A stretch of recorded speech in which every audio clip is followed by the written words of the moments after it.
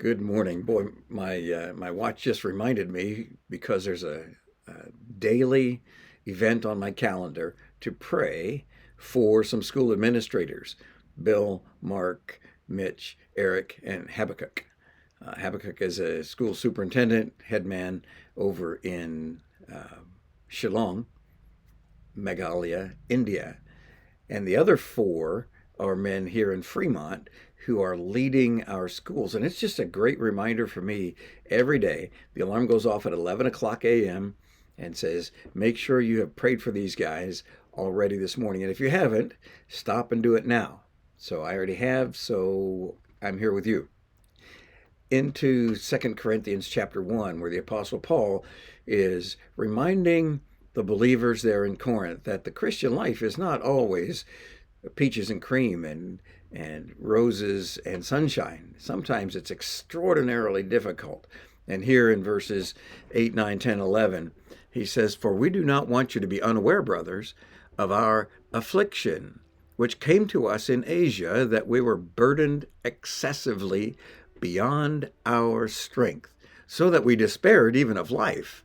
Indeed, we had the sentence of death within ourselves, so that we would not trust in ourselves, but in God who raises the dead, who delivered us from so great a peril of death, and will deliver us, he on whom we have set our hope. And he will yet deliver us.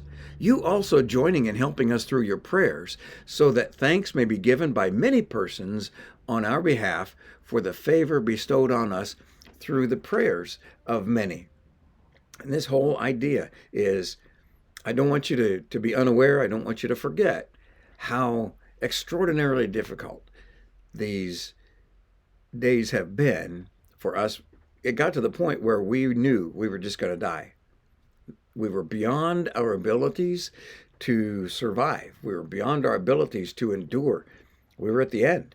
Now, whether he's talking about the event in Ephesus where Demetrius and the silversmiths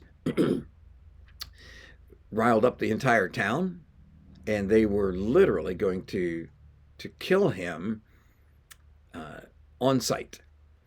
Or maybe it was a physical sickness that brought him right to death's door, and God saved him from that. He's not specific here. Later on in this letter, he talks about some of the Jewish conspirators who made it extremely difficult for him also. So we read about people outside of the Jewish nation hating and wanting him to die. People inside the Jewish nation hating and wanting him to die. Shipwrecks, all kinds of things, and we'll read about those later. But he says we got to the point where we had no hope anywhere but in God alone. And he came through, partly because of your prayers. So I want to encourage you today to recognize that if you're living a righteous life, if you have clean hands and a heart that's in tune with God and you're seeking his will, that your prayer is effective and powerful in swaying the commands of heaven. The commander of the angel armies will send his angels to minister and render service to those who will inherit salvation.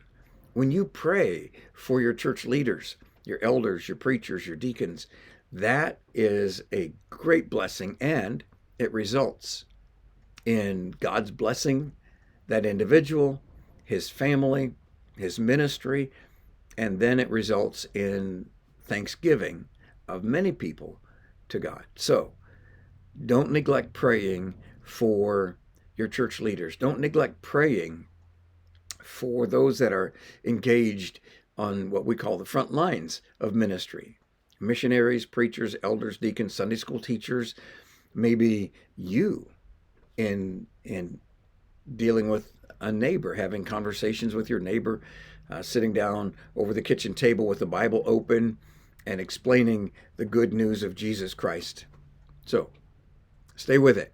That's the message, so that heaven will hear and respond, and people who are beyond hope in anything that they could possibly do themselves will put their whole trust in God who loves us.